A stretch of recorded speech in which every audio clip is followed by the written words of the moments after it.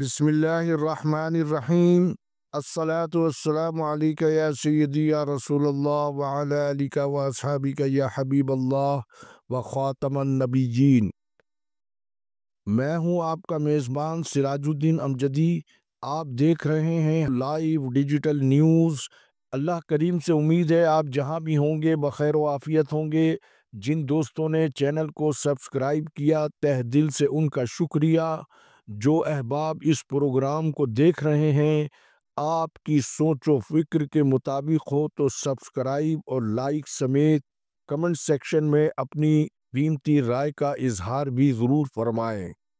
ناظرین کرام، میں سب سے پہلے آپ کو آج کی ہیلتھ ڈائری میں یہ بتاتا چلوں کہ بلوچستان کی طرز کا سندھ میں بھی طبی اور نیم طبی تنظیموں کا ایک گرینڈ ہیلتھ الائنس بننے کے امکانات روشن ہو چکے ہیں، کیونکہ محکمہ صحت میں جاری حکومت سندھ کی سرپرستی میں لاقانونیت، کرپشن اور فرشناس ملازمین کے خلاف انتقامی کارروائیوں کو روکنے کے لیے وائی ڈی ایس سندھ کے صدر ڈاکٹر محبوب نوناری نے مختلف طبی تنظیموں کا اجلاس آج پیر کو طلب کر لیا ہے۔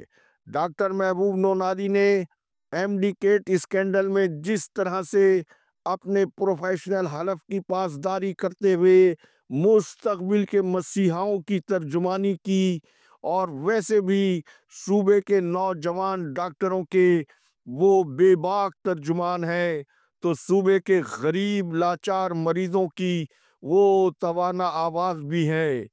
لہذا ہر شعبے زندگی میں فسطائیت کے اس دور میں محکمہ صحت کے قومی سرکاری اداروں کی کھلی لوٹ مار کے لیے، جہاں مین اسٹریم میڈیا کا بڑا حصہ مفادات سمیٹنے میں لگا ہوا ہے، وہیں سوشل میڈیا کے متحرک فعال کردار نے طبی اور نیم طبی تنظیموں کو بھی اپنا کردار ادا کرنے کے لیے راہ ہموار کی ہے۔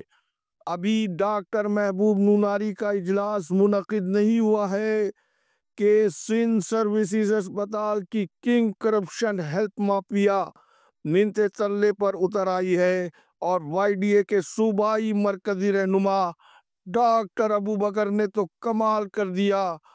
گردن میں سریا پڑے ہوئے یوسفانی نہ صرف پاؤں ان کے پکڑنے پر مجبور ہوئے، بلکہ کورونا کے عارضی ملازم حمزہ گدی کو مووی اور تصاویر بھی ڈیلیٹ کرنا پڑ گئی۔ حیران کن بات یہ ہے کہ حمزہ گدی کورونا ملازمین کی تنخواہیں بند ہونے کے باوجود خود پیٹرول کی پرچیوں کے ذریعے اپنی تنخواہ سے زیادہ کئی تنخواہیں لینے کے علاوہ ایک دوسری عارضی سرکاری ملازمت سے بھی حاضری کے بغیر تنخواہ وصول کرتے ہیں۔ یہ تمام کورونا ملازمین اپنے ذہن میں رکھیں کہ اسی طرح سے حسنات بھی اپنی تنخواہ پیٹرول کی پرچیوں کے ذریعے پوری کر لیتا ہے۔ خاتون جج کے خط نے جہاں سروسز اسپتال کو لوٹنے والوں کی نیندیں اڑا کر رکھ دی ہیں، کیونکہ یہ واقعہ تو ان کے ظلم و ناانصافی کی وجہ سے قدرتی طور پر تشت ازبام ہو گیا، جبکہ چند ہفتے قبل ایک اور مرد جج کو میری موجودگی میں ڈاکٹر بروہی نے ان کے کسی کینسر کے مریض کے ری ایمبس بل کے لیے انہیں جس طرح سے چکرا کر رکھ دیا، میں خود اس کا ذاتی طور پر شاہد ہوں۔ لہذا میں اپنے اس پروگرام کی وساطت سے فاضل جج صاحبان کو بتاتا چلوں کہ یوسفانی اور بروہی بغیر رشوت لیے بغیر ری ایمبس بلز کلیئر کرنا ان کی فطرت میں شامل نہیں ہے۔ ناظرین، ان بے رحم لٹیروں کا حال یہ دیکھیے۔ اسکرین پر پہلے ہسپتال کے سینئر کلرک محمد اقبال کی یہ تصویر دیکھیں۔ آپ نے یہ تصویر ملاحظہ فرمائی؟ ہسپتال کے یہ سینئر کلرک جنہوں نے ایل ڈی این کو بتایا کہ وہ امراض قلب کے مستقل مریض ہیں، 4 ماہ سے ان کے علاج معالجے کے 4 ری ایمبس کے بلز یوسفانی دبائے بیٹھے ہیں، اور ان کی لوکل پرچیز کی ادویہ کی پرچیاں بھی منظور نہیں کی جاتی ہیں۔ آپ بتائیں میں انصاف کے لیے کس کے پاس جاؤں؟ جبکہ اس پس منظر میں ڈاکٹر بروئی کا یہ کہنا کہ وہ خود تو ہٹ سکتے ہیں لیکن یوسوانی کو نہیں چھوا جا سکتا ہے۔ انا للہ و انا الیہ راجعون۔ ناظرین، پھر تو ایل ڈی این کی اور بہت ساری باتوں کی طرح آج یہ بات بھی اب درست ثابت ہو چکی ہے کہ سندھ سروسز اسپتال کے ایم ایس بروئی نہیں، یوسوانی ہے۔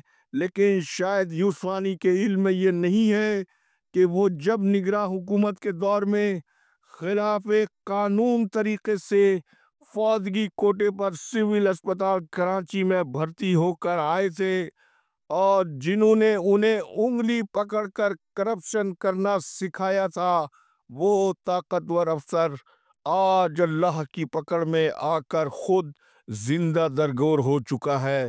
اللہ ہر کسی کو ایسے عذاب سے ہمیشہ محفوظ رکھے، آمین۔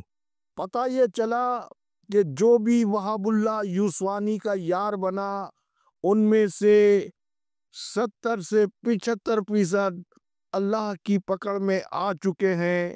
یوسوانی سمیت 20-25% کیلیفورنیا جیسے عذاب کے منتظر ہیں۔ یہی نہیں، محکمہ صحت سندھ میں جاری کرپشن اور لاقانونیت کی شہرت کے سربراہ سابق سیکریٹری صحت ڈاکٹر فضل اللہ پیجو بتائے جاتے ہیں، جو صوبائی محکمہ صحت کے کل بجٹ میں پروکیورمنٹ ڈپارٹمنٹ سے لے کر کلیدی اسامیوں پر ہونے والی تقرریوں اور ڈیولپمنٹ کے اربوں روپے کے منصوبوں میں فیصلہ سازی کی کھلی شہرت رکھتے ہیں۔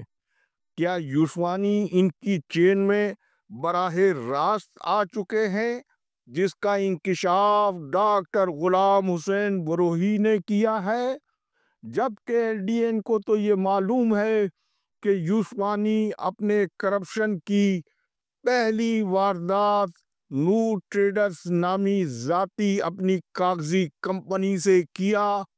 سابق سیکریٹری صحت ڈاکٹر فضل اللہ پیجو کے حکم پر موجودہ سیکریٹری صحت ریحان اقبال بلوچ کے ہاتھوں report to health department secretary صحت کی ریٹائرمنٹ کے باوجود وہ معطوب رہے اور بعد ازاں ان کی رسائی فہیم چاچڑ اور مولا بخش شیخ تک ہی دولت اور رشوت لینے کی بنا پر دیکھی گئی اور ان سے خود سنی گئی ہے۔ جبکہ ناظرین، محکمہ سے سندھ میں اس حد تک یہ نوبت کیوں آئی؟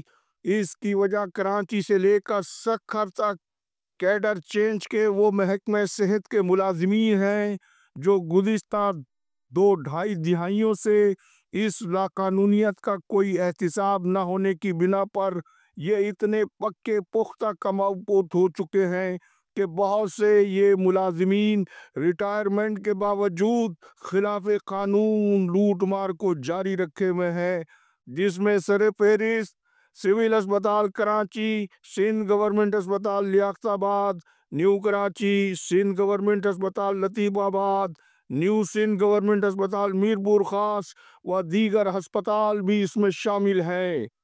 ہم آپ کو آج یہاں صرف سندھ گورنمنٹ اسپتال لیاقت آباد میں موجودہ کیڈر چینج واقعے کی ایک ناقابل تردید اجمالی جھلک دکھانے جا رہے ہیں۔ ایک گریڈ 1 کا mortuary attendant Nadeem Ahmed assistant 16 grade تک کیسے پہنچا، بلکہ وہاب اللہ یوسوانی کی طرح وہ سندھ گورنمنٹ اسپتال لیاقت آباد کے حاجی سکندر علی میمن کی طرح اس وقت نہ صرف بے تاج بادشاہ ہیں بلکہ موجودہ ایم ایس جو سیکریٹری صحت ریحان اقبال بلوچ کی تعیناتی کے بعد سے ڈاکٹر عتیق الرحمان قریشی ان کے کزن ہونے کا اٹھتے بیٹھتے چورن بیچنے کے باوجود ان کے ہاتھوں یرغمال بنے ہوئے ہیں۔ ندیم احمد موجودہ غیر قانونی اسسٹنٹ سندھ گورنمنٹ اسپتال لیاقت آباد ग्रेड 1 में मॉर्चरी अटेंडेंट भर्ती हुए और भर्ती होते ही यूसुवानी की तरह करप्ट हरकतों की वजह से हमेशा तहकीकात की जद में रहे और बिलाखिर अल्लाह की बेआवाज लाठी के बाइस जुर्म साबित होने की बिना पर नौकरी से बरतरफ हो गए और फिर 2003 में हैरत अंगेज तौर पर जूनियर किलर की हैसियत से दोबारा बहाल होने में कामयाब हो गए। लेकिन नौसरबाज नदीम अहमद ने माजी से कोई सबक नहीं सीखा और एक बार फिर गैर कानूनी तरीके से बराह रास्त असिस्टेंट की 16 ग्रेड की असामी पर तरक्की हासिल कर ली। हालांकि सर्विस कवानीन के मुताबिक जूनियर किलर के बाद सीनियर किलर में तरक्की के बाद ये किस कानून के तहत 16 ग्रेड असिस्टेंट की तरक्की मौसूफ ने बराह रास्त हासिल कर ली। इनकी पे स्लिप का मुसद्दिका रिकॉर्ड देखा जाए तो जुलाई 2016 में ये नौसरबाज Nadeem Ahmad junior killer grade 11 में थे और फिर दिसंबर 2016 की पे स्लिप के मुताबिक 6 माह की मुख्तसर मुद्दत में सीनियर क्लर्क बने बगैर ही ये ग्रेड 16 में कैसे तैनात हो गए हैं। सेक्रेटरी सेहत ने जो गोश्त मुलाजिमीन की तफसील कलम की थी, ये हस्पताल में गोश्त मुलाजिमीन का न सिर्फ एक मुनज़्ज़म नेटवर्क चला रहे हैं बल्कि अपनी मुख्तलिफ कागजी कंपनियों के ज़रिए मरीज़ों की खुराक, मुख्तलिफ मुतफर्रिक अशिया और दीगर ठेके भी अपने कंट्रोल में रखे हुए हैं। बल्कि इनकी फैमिली के लोग कानूनी और गैर कानूनी इतनी बड़ी तादाद में भरे हुए हैं कि सिंध गवर्नमेंट अस्पताल नदीम अहमद मेडिकल सेंटर में तब्दील हो चुका है। एलडीएन की तहकीकाती टीम ने अपनी रिपोर्ट सरकारी खजाने की इस उदमदार संगीन मामले को अपनी लीगल टीम के सुपुर्द कर दिया है। अब आप हमारी स्क्रीन पर नदीम अहमद की पे स्लिप का वो दस्तावेजी सबूत भी देख लें जो उन्होंने किस तरह से नौसरबाजी की है। हेल्थ डायरी के आखिरी हिस्से में सिविल अस्पताल कराची में तालबा के साथ संगीन हिरासगी की तहकीकात का वही हुआ जिसका एलडीएन ने आपको पहले ही बता दिया था। पहले आप तहकीकाती हुक्मनामे का अक्स हमारी स्क्रीन पर मुलाहिजा फरमाएं।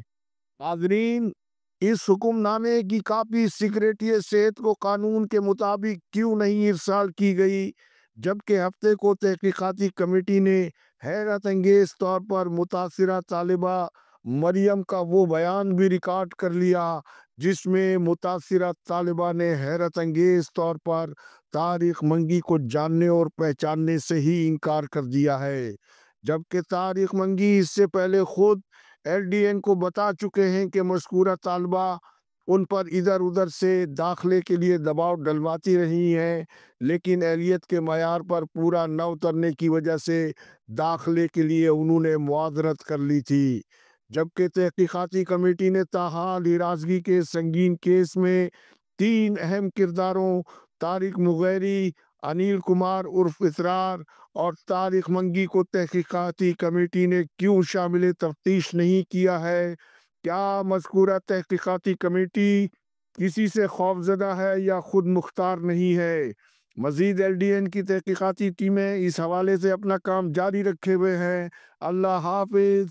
पाकिस्तान जिंदाबाद, करप्शन मुर्दाबाद, अवाम व अफवाज पाकिस्तान पाइंदाबाद।